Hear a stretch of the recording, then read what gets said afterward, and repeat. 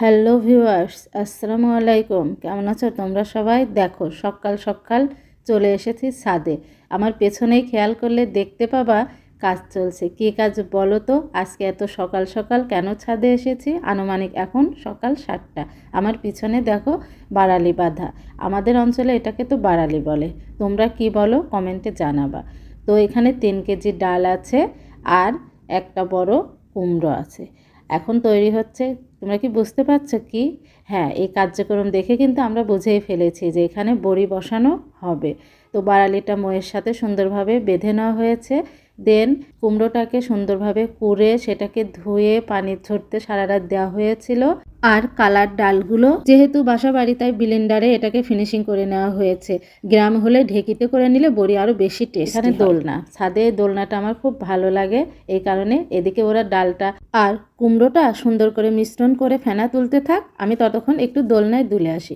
তো প্রথম পর্যায়ে যে ফেনাটুকু তুলেছিল সেটা দিয়ে অলরেডি কিন্তু ভাবি বড়ি বসানো শুরু করে দিয়েছে। তো আন্টিকে আমি জিজ্ঞেস করছি, আন্টি এখানে প্রথম বড়িতে কেন শুকনো ঝাল দেওয়া হয়েছে? তা আন্টি বলছে আমার মা দাদিরা দিত তাই দিয়েছি। আমি বলছি তাহলে এর ব্যাখ্যা কি? তখন আন্টি বলছে যাতে কারো নজর না লাগে বা বড়িগুলো সুন্দর হয়, বড়িগুলো পারফেক্ট হয়, এই কারণে।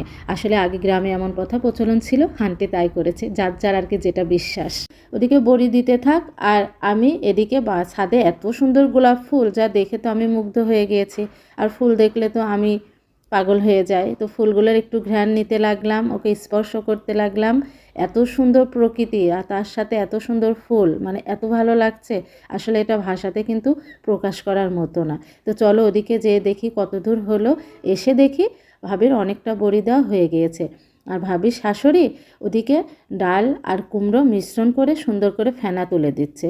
আর ভাবি বড়িগুলো বসাচ্ছে। ফ্লেভারের জন্য এর মধ্যে কালো জিরা বা পাঁচফোড়ন তোমরা দিতে পারো, যার যেটা চয়েস। এদিকে দেখো পাশের ছাদেও কিন্তু বড়ি দেওয়ার জন্য বারালিটা ময়ের সাথে বেঁধে নিয়েছে এবং ডাল কুমড়ো সব এনে রেখে দিয়েছে, ওরাও বড়ি দিবে। এখন বড়ি দেওয়ার সিজন তো তো সবাই কম বেশি বড়ি দিচ্ছে।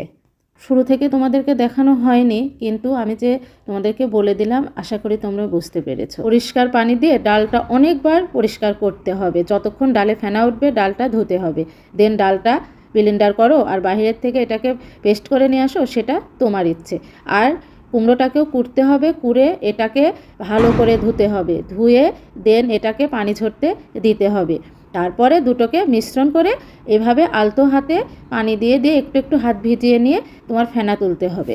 যতটা পরিমাণ সুন্দরভাবে তুমি মিশ্রণ করে ফেনাটা তুলবে ততই কিন্তু বড়ি সাদা হবে এবং সুন্দর হবে। আর তরকারিতে দিলে খুব সুন্দরভাবে গলে যাবে, শক্ত হয়ে থাকবে।